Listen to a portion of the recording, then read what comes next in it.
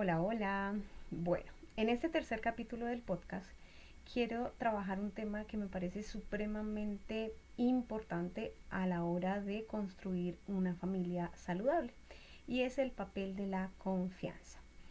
Creo que hay una realidad y es que desde hace muchísimos años hemos escuchado siempre decir que para ser papá o ser mamá no hay un manual y que los niños y las niñas no vienen con un manual debajo del brazo. No obstante, siento que ya es tiempo de poder madurar o evolucionar esa creencia. Porque lo cierto es que la ciencia, la academia, la filosofía ha avanzado muchísimo y gracias a la globalización y a la revolución tecnológica y de comunicación, hoy el que quiera realmente construir una relación de valor con sus hijos, con sus padres, con sus hermanos, lo puede hacer. ¿Por qué? Porque hay información supremamente accesible. Este podcast es precisamente una herramienta de esa cantidad de información que está ahí disponible. Lo que me gustaría decirte es que tal vez la razón por la cual no elegimos buscar ese manual para ser padres es porque no estamos lo suficientemente conscientes de lo que significa el valor de la vida. En mi entorno social en el que he crecido pues tengo 40 años, pero en Boyacá y en Colombia, la vida es algo que ha perdido mucho valor. Los niveles de inseguridad, tantos años de conflicto armado nos sometieron a unas dinámicas de guerra en donde la vida fue perdiendo cada vez más valor. Y a nivel mundial la vida tampoco es que sea tan importante, ¿no?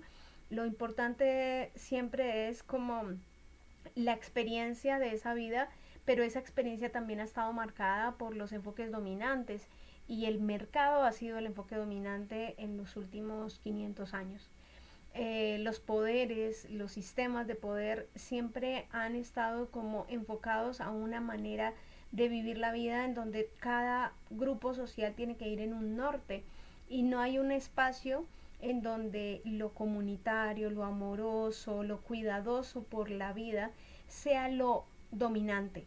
O sea, no nos domina una idea de preservación de la vida, de preservación del amor. No, nos domina la preservación del mercado, del poder, del éxito, de ese tipo de cosas. Entonces, la humanidad va en un acelere tan vertiginoso que traemos niños y niñas al mundo muchas veces sin planificarlo. Yo creo que más de la mitad de los niños y las niñas de este tiempo y de hace muchos años no son seres deseados y ya de por sí ya ahí vamos un poco mal, ¿no? Entonces tendríamos que caminar hacia una sociedad en donde pudiéramos ser mayormente dueños de nuestras elecciones y más conscientes. Y esto no va por el lado del aborto o decir, ah, bueno, yo soy libre de elegir, entonces me embaracé y voy a abortar. No, es ser más consciente de mi afecto, de mi cuerpo, de mis elecciones, de con quién me desarrollo, de cómo planifico de alguna manera mi vida y cómo el traer un niño al mundo, una niña al mundo, se convierta en un proyecto y una empresa muy clara en donde yo construyo eso con una persona. Y desgraciadamente como que tenemos como dos polaridades muy fuertes, una que es una gran cantidad de generación que dice yo no quiero tener hijos porque los modelos que tienen alrededor han sido desastrosos, sus propias vidas no se sienten lo suficientemente plenos ni alegres con la vida porque tal vez sus mismos padres les han hecho sentir que tenerlos ha sido un sacrificio, ha sido supremamente difícil, etcétera. Y tenemos otra parte de la población grande también que pues se embaraza de manera inconsciente permanentemente en un montón de caos y creo que son más poquitas las personas y las familias que eligen conscientemente la maternidad y la paternidad como un proyecto de expansión consciente de la vida humana. Entonces, desde ese lugar, quiero como reiterarte que todo este material del poder de la familia busca invitarte a poner al centro la vida y la vida humana. Claro, yo comparto por completo las luchas ambientales, los procesos en donde hablamos del restablecimiento de nuestra relación de equilibrio con la madre tierra y todas sus especies, pero en mi práctica política y en mi práctica social me he dado cuenta y la tesis o el pensamiento que yo tengo es que dado que estamos tan desconectados de lo humano, de lo límbico, de lo más instintivo de nosotros, de lo mamífero, que es la piel, el amor, el contacto, la alegría, la tristeza, las emociones, todo esto que nos hace también parte de la naturaleza, y en una supremacía de la racionalidad, la humanidad no va a poder desarrollar un mayor nivel de empatía por el agua, por los animales, por los árboles. ¿Por qué? Porque está desconectada de sí misma. Entonces, esto no es un discurso de antropocentrismo, es decir, de poner al ser humano como el centro de la vida, porque no somos el centro del universo, somos una especie más dentro de este universo, sino de entender cómo en la reconexión con nosotros mismos tal vez podamos acceder a mayores niveles de conciencia ambiental, de respeto por el agua, por la temperatura, por el suelo, por el alimento, por la tierra, por la cultura, etcétera. Bien, entonces, dentro de esta colección del poder de la familia, hoy traigo un tema que tiene que ver con la confianza.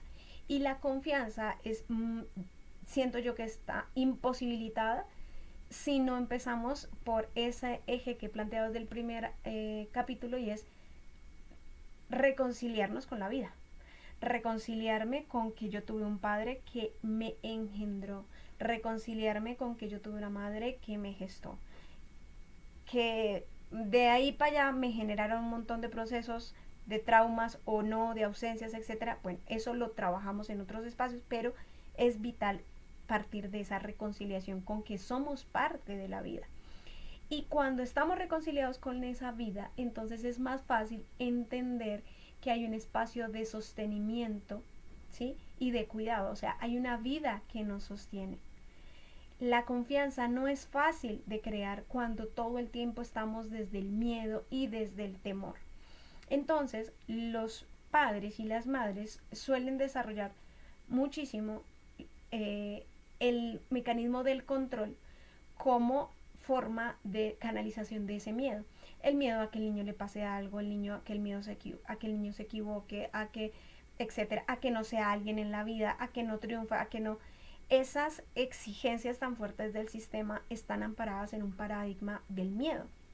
Entonces es fundamental empezar a reconciliarnos con la confianza en la vida y con la confianza en la vida que habita en el niño o en la niña que yo estoy acompañando. Como lo dije en el capítulo número 2, el niño o la niña no es de mi pertenencia, no está bajo mi control. Yo le acompaño. En la medida que yo le acompaño como un ser humano, requiero empezar a poder comprender que como en él o en ella habita la vida y la vida es sabia, ¿cierto?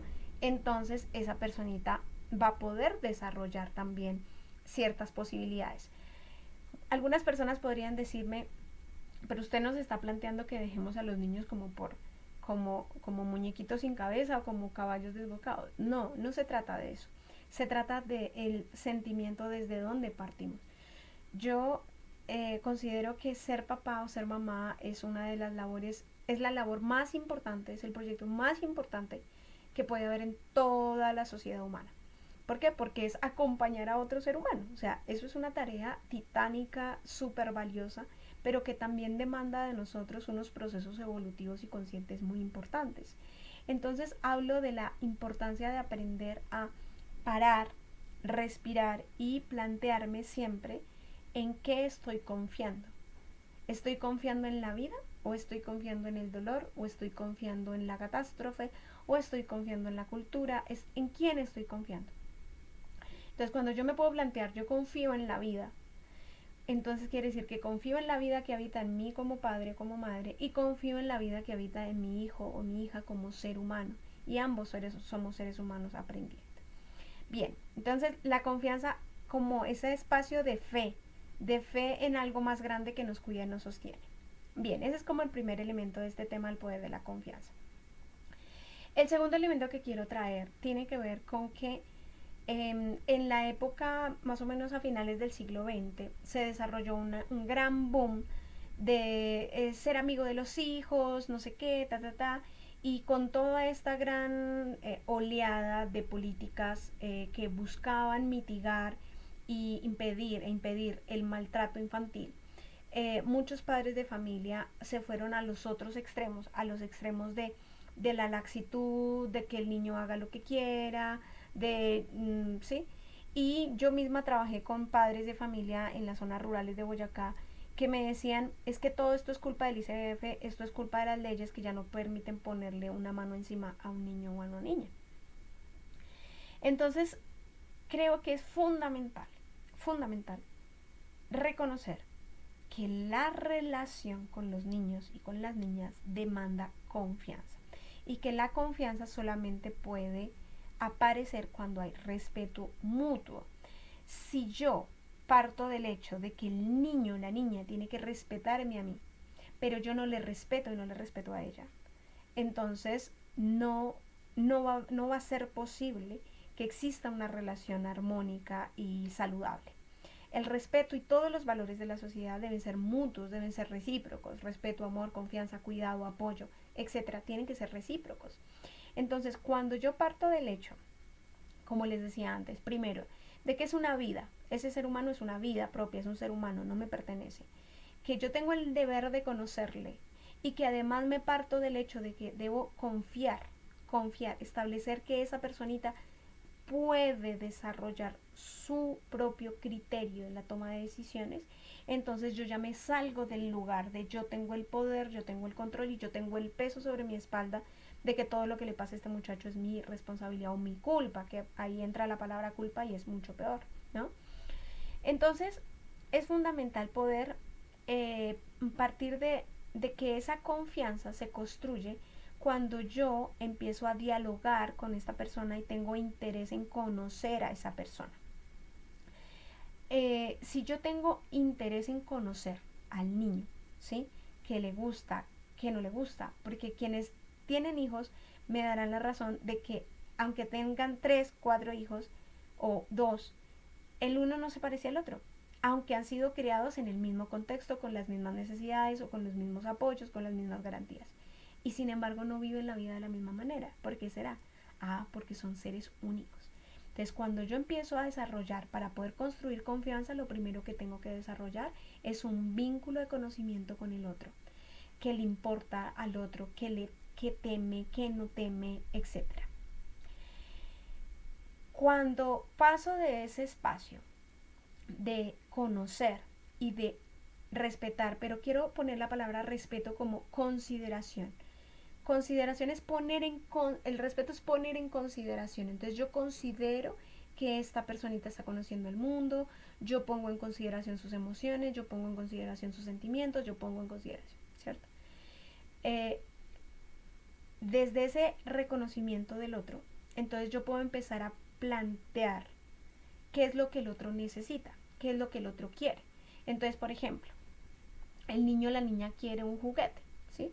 Entonces, si yo conozco realmente qué es lo que mi hijo valora y qué es lo que realmente necesita y qué es lo que le hace feliz, entonces yo puedo establecer si realmente ese juguete que me está pidiendo es tan importante o no es tan importante.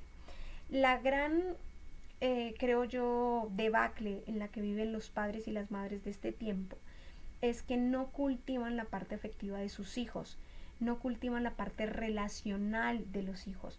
No se les enseña a los hijos el valor del servicio, el valor de la responsabilidad, el valor del cuidado mutuo, el valor de la gratitud, el valor creo que ya lo dije, de la responsabilidad. O sea, no se comparte alrededor de esos valores, sino que todo está en un enfoque profundamente mercantilista. Entonces, ¿qué es mercantilista? Que vaya al colegio y que se saque buenas notas, que yo como padre responda y le dé todo lo que él está esperando recibir, un celular, unos buenos tenis, una buena ropa, unos buenos juguetes, todo es mercantil, todo es mercancía, todo es cuantificable, pero lo cualitativo está muy abandonado. Entonces, dentro de esos procesos de abandono de lo cualitativo es muy difícil que podamos realmente construir acuerdos y diálogos alrededor del tema de o sea, de un desarrollo saludable para nuestros hijos. Bien, entonces voy retomando. ¿Qué es importante? Conocer, para después de conocer empezar a plantear compromisos, involucramiento en cada situación, ¿cierto? Y hay un elemento muy, muy importante en el tema de la confianza, y es cuando yo le explico a mi hijo o a mi hija que su cuerpo, su vida es su responsabilidad. Cuando yo desde pequeño, desde todo lo que te estoy hablando no tiene fases del desarrollo. De hecho, yo personalmente como psicóloga no comparto mucho el enfoque de estas etapas tan diferenciadas de la infancia, la adolescencia, la juventud, la adultez, tal. No, porque los seres humanos somos más complejos y más singulares que eso. O sea, somos mucho más dinámicos, sería la palabra. Te voy a poner un ejemplo porque digo esto. Hay veces que encontramos un niño de 7 años que tiene una madurez intelectual y emocional mucho más grande que una persona que tiene 30 años. Entonces, no se trata de etapas del desarrollo, sino se trata de comprensiones y nivel de integración de la vida, del afecto y de las cosas fundamentales de la vida. Entonces, desde muy pequeña al niño se le habla, porque si viste el primer capítulo del podcast, se reconoce que ahí hay una vida y esa vida tiene una sabiduría propia. Entonces, si yo parto de hablarle a mi hijo y explicarle que la comida le nutre, que la comida le da energía y que si no come es él quien no va a nutrir su cuerpo y que su cuerpo es su responsabilidad. Si yo permito que él vaya desarrollando esa apropiación de ese conocimiento sobre sí mismo, ¿sí? ¿Y cómo lo permito? Pues explicándole y compartiendo el alimento y dejando que él se haga cargo de ese alimento. Pero cuando yo estoy ahí tal, que tiene que comer, que tiene que comer, que tiene que comer, ¿cierto? Y no como yo por estarle dando de comer, o lo que hacen muchas madres, ni siquiera comen, le sirven el almuerzo al niño y los niños ni siquiera las ven comer. Pues entonces no hay una información clara de qué significa comer, por ejemplo. ¿Mm? Y así con todo, porque es importante no estar en la calle hasta tales horas de la noche, pero todo va en el diálogo y en un diálogo en donde se le va explicando al niño también, y también se le pregunta cómo lo entiende él, ¿sí? ¿Cómo lo entiende él? ¿Cómo entiendes esta manzana? ¿Cómo entiendes este brócoli? ¿Cómo entiendes este plato de sopa? ¿Que te gusta, no te gusta? ¿Sí? O sea, como que son cosas. Y ahí hay un proceso de diálogo muy importante porque nos demanda estar muy preparados para ese diálogo. Porque esa personita nos da 3 vueltas. Y muchos padres y madres lo dicen. Mi hijo me hace unas preguntas que quedo que no sé cómo responder. Claro, para los padres que escuchan a sus hijos. Más grave, esos padres que nunca escuchan, ni siquiera le preguntan a sus hijos qué sienten, qué piensan. Bien, en ese proceso de la responsabilidad, de asignarle permanentemente, es tu responsabilidad, ¿sí? Voy desarrollando otro elemento para la confianza que es la competencia, y es que esa personita se vaya dando cuenta de qué habilidades desarrolla y cuáles son los resultados que obtiene cuando desarrolla determinada habilidad. Por ejemplo, tender la cama. Bueno, si no tiendes la cama, eso habla de ti, ¿sí? Habla de ti. Y hay muchas maneras en las que podemos eh, ejemplificar la importancia, digamos, de ordenar una habitación, una cama, ¿no? Y la mejor manera es con el ejemplo cuando empezamos con los niños cuando son muy pequeñitos, a decirles, vamos a ordenar nuestro cerebro. Voy a ordenar mi cerebro, voy a ordenar mi energía, entonces vamos, tal, y la cama, y entonces tendemos la cama y tal. Claro, dentro de las dinámicas productivas en donde papá trabaja 12 horas y mamá trabaja 12 horas, es muy complicado hacer esto. Pero ahí es donde hay que empezar a pensarse, todo esto que estamos trabajando, lo estamos trabajando ¿para qué? El nivel adquisitivo que tenemos, ¿lo tenemos para qué? Para darle calidad de vida a nuestros hijos o para darles calidad de materialidad a nuestros hijos, porque no es lo mismo. No es lo mismo niños felices que niños llenos de cosas. No son sinónimos. No son sinónimos. ¿Ok? De hecho, si educamos a nuestros hijos para tener y tener cosas y que su felicidad dependa de esas cosas, los vamos a hacer esclavos del sistema, de un sistema. Bien, entonces, bueno, esto lo voy a aterrizar en 4 cosas que aprendí del mundo del coaching empresarial, pero que me parece muy interesante poderlo traer a la dinámica de la vida familiar. Dicen que la confianza tiene 4 patas: la honestidad, el involucramiento y compromiso, la competencia y la confiabilidad, ¿sí? Si, si yo puedo aceptar que la confianza es una elección, o sea, yo elijo confiar, por eso partí desde ahí en la primera parte de la charla. Yo elijo confiar, elijo pararme desde la confianza, no desde el control, no desde el miedo, no desde el enojo, no desde la idea de catastrófica de que siempre todo va a estar mal, no, desde la confianza. Y esa confianza en conexión con el otro, ¿sí? Que ya lo dijimos, conocer al otro, bueno, etcétera. Entonces, si yo parto de ese lugar, voy a entender que la confianza es algo que se va construyendo, como todo en la relación humana. Yo estoy segura de que los índices de crisis en salud mental, crisis de violencia intrafamiliar, crisis de violencia de género, crisis de consumo de sustancias, crisis, todo eso se resolvería si pudiéramos llegar a esta raíz. Y la raíz son las relaciones humanas. Cómo nos estamos relacionando con nuestros padres y con nuestros hijos. Cómo es esa relación en ese primer ámbito de la vida. La relación con nosotros mismos y la relación con los más cercanos, que son nuestros padres y nuestros hijos. Si pudiéramos empezar a construir espacios de confianza allí, las cosas serían muy diferentes. Entonces, esa disposición a la construcción de la relación es una de las condiciones fundamentales para tener bienestar y tener armonía. ¿A qué me refiero con esto? Las personas suelen decirme en consulta, es que estamos mal, es que esto no, es que tenemos muchos problemas, es que tal. Y en realidad no es que estén mal ni que tengan muchos problemas. Lo que pasa es que no saben relacionarse de manera asertiva, no saben comunicación afectiva, no saben la resolución pacífica de conflictos, no saben lo que es la comunicación no violenta, no tenemos la distinción o la habilidad de lo que significa construir relaciones de valor. Entonces, como no tenemos todos esos aprendizajes, porque el niño no viene con el manual debajo del brazo, ¿cierto? Y como no viene debajo del brazo, tampoco nos molestamos en buscar ese manual. Entonces, por eso tenemos lo que tenemos, ¿sí? Entonces, poder aceptar que yo voy a aprender una forma nueva de relación, que es un proceso como todo en la vida. Nadie aprende a montar en bicicleta así, se montó la bicicleta y ya aprendió. No, todo depende de unos procesos, unas acciones. Y a medida de que yo voy teniendo éxito, la confianza se incrementa. Entonces, cuando yo puedo darle la posibilidad al niño y a la niña de hacerse responsable de sus cosas desde muy pequeña, de su cuerpo, de sus medias, de su camisa, de tal, yo le voy permitiendo a esa persona que desarrolle confianza en sí misma, confianza en que tiene una vida, en que tiene algo que es propio, que le corresponde a él administrar, ¿no? Y cuando yo le doy la posibilidad de elegir, aunque se equivoque, y le voy acompañando a que vaya encontrando cuál es la manera en la que más cómodo y cómoda se siente, va desarrollando esa confianza tanto él como yo. Pero alguna persona me podría preguntar, bueno, Alexandra, pero es que, ¿qué pasa si mi hijo lo que elige es algo que va en contravía de las normas? Ah, no, porque ahí es donde viene el diálogo.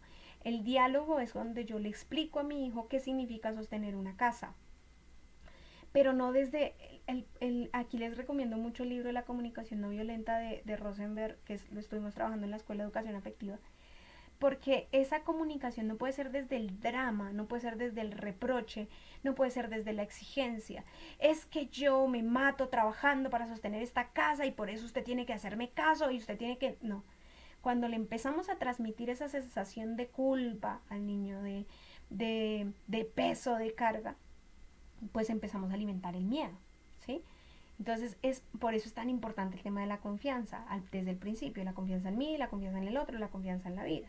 Si yo cultivo eso en mí, yo me voy a poder sentar con un niño, una niña, que lo reconozco como un ser humano con una sabiduría propia, recuérdenlo. Si yo le explico y le digo, mira, te cuento, esta casa se paga con dinero. Ese dinero se consigue a partir del trabajo. Y si yo me tengo que hacer cargo de muchas cosas tuyas, ¿cierto? Entonces no voy a poder trabajar, digamos, en mí para poder estar saludable para ti, porque además tengo que trabajar. ¿Mm? En cambio, cuando yo le permito a él que entienda que yo también tengo emociones, que yo también me canso, que yo también necesito de su apoyo, qué tal, pero desde la colaboración, no desde el drama, no desde la exigencia, sino desde el juego en equipo, de cómo en equipo vamos a sacar adelante este proyecto que se llama Familia. Familia, que es el nombre pues de este podcast. Entonces, deseo de todo corazón que a partir de esta reflexión sobre la confianza puedas comprender que esta relación con tus hijos y con tus hijas se va construyendo desde lo pequeño hasta lo grande. Si lo trabajas desde que tus hijos son muy bebés, ¿sí? Con cada cosita que vas dialogando con ellos, que les vas mostrando con el ejemplo, el orden, el cuidado, la responsabilidad, bueno, todos estos valores, va a ser mucho más sencillo las etapas posteriores, ¿sí? La mayoría de padres cometen el error de ser permisivos en absolutamente todo con sus hijos de los 0 hasta los 3 4 5 años y empezar a exigirles un montón de límites y de cosas cuando ya están entrados en la edad escolar. Eso genera unos caos brutales porque el niño no entiende qué fue lo que cambió, ¿sí? Yo como adulto es el que entiendo qué fue lo que cambió, el niño no lo comprende. El niño viene de una experiencia sensitiva y emocional. Entonces, si yo puedo construir desde temprana edad esos diálogos, esa relación de corresponsabilidad, esa relación de consideración, de gratitud, de armonía, etcétera, ¿qué va a pasar? Que cuando mi hijo o mi hija tenga 14, 15, 16, 18, 20, va a confiar en mí. Va a confiar en mí porque sabe que yo no soy su amigo, yo soy su papá, que soy un ser humano que tiene una relación de colaboración con él y con ella para su propio bienestar. Una relación de colaboración y de corresponsabilidad. ¿Ves? Entonces, si logras construir eso desde tempranas edades, en las edades posteriores va a haber una mayor apertura a compartir, a decir, a preguntar, a abrirse a compartir momentos difíciles, etc. Si no logras construir eso tempranamente, va a ser muy difícil que se haga después. Así que bueno, ahí te dejo el tema del papel de la confianza en la relación padres e hijos y espero en otro podcast poderte hablar a ti, joven, del papel de la confianza en los padres. Un abrazo y seguimos en contacto.